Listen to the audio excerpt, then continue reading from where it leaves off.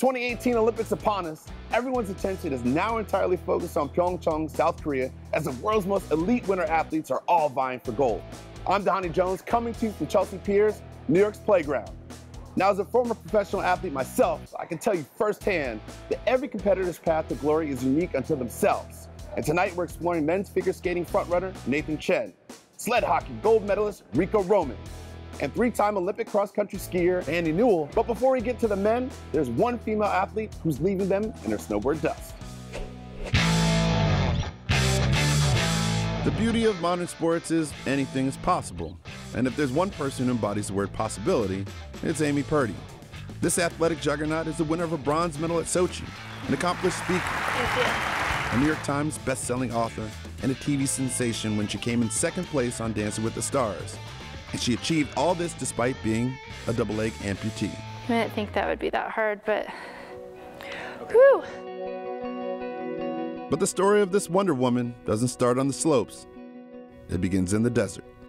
I grew up in Las Vegas, and there's ski resorts outside of Vegas, which a lot of people don't know about. My dad would take my sister and I up and, ski down the hill. Amy actually was a pretty good skier. She took to it right away. It wasn't until I was about 15 years old that I discovered snowboarding. My goal was really to travel the world, snowboard, live in beautiful places, and just be a part of the lifestyle.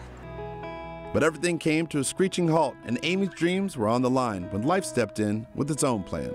I was 19 years old when I contracted meningococcal meningitis, and it happened like that. I felt like I had the flu one day. Within 24 hours, I was in the hospital on life support, given less than a 2% chance of living. And then she asked me, she says, "Dad, am I going to die?" And I said, "No, it still gets me. We weren't going to let her die." It was a miracle that she survived. The doctor came in one day and said, "If we don't amputate your legs here," and he kind of pointed mid-calf, "then next week we're going to have to do it up here," and he pointed above my knees. I, pulled together whatever strength I had and just said, "Let's do this so I can get out of here." She had made up her mind she wanted to live. Getting out of bed and back on the slopes wasn't easy, but it wasn't just a matter of letting her body recover. Amy had to rethink how to approach everything. I got back on the snow about 6 months after losing my legs, and I ended up falling and my legs completely detached. I'd have to think of how to keep them attached to my body. This is when Amy found a new force in her life, her partner, now husband Daniel. Thanks. What would I do without you? I think I broke my toe. You did break your Look, toes. my toe broke off. Something just fell out of your a bolt. And I broke a bolt. He has joined her on a journey that would eventually catapult her to the top of the snowboarding community. We have loved Daniel from the moment we met him.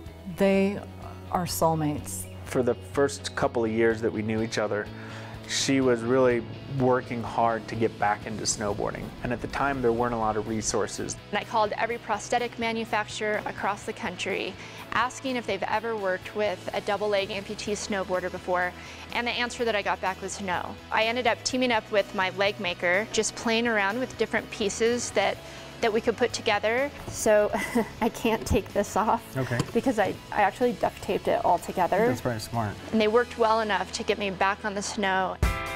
And so began a common theme. If there's a challenge, it will only make Amy Purdy climb higher. I was invited to a snowboard competition. I ended up bringing home a couple medals. Met amazing people who were going through the same situation as me, and it really sparked this idea of creating a community. And we created the organization Adaptive Action Sports, founded it in 2005. We started the organization because at the time that I lost my legs, there were zero resources for somebody who had a physical disability who wanted to get involved in action sports. Right now we have 12 resident athletes that are living here and training with us full time. What the organization is doing really is part of our culture, our lifestyle. Adaptive Action Sports had a huge part of getting snowboarding into the Paralympic Games in the first place, and so I'm one of the founders, but at the same time I'm also one of the recipients. Amy Purdy of the United States of America. In Sochi, I was right on the sidelines for Amy's bronze medal winning run. She is obviously a non-stop girl of action. Amy Purdy, bronze medalist. I I visualized it, and then all of a sudden I was there. It was almost surreal.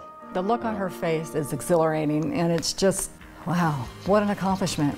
Looking back and seeing just everything it took to be there, including losing my legs, I wouldn't have had that accomplishment and that amazing experience in my life had I have not gone through everything that I've gone through. And that's why I think we have to look at our challenges a little differently, because challenges can really stop you, but they can really motivate you to get further than you ever knew you could go.